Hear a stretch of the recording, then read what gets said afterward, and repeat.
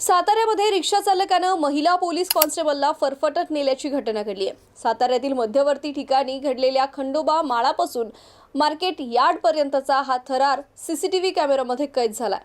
या घटनेमध्ये महिला पोलीस कॉन्स्टेबल रक्तबंबाळ झाली, तिच्यावर उपचार सध्या सुरू आहेत। दारूच्या नशेत माळाचा ओढा परिसरामध्ये बेभान झालेल्या रिक्षा चालकानं अनेक वाहनांना धडक दिल्याची माहिती देखील वाहतूक पोलिसांनी सांगितली आहे।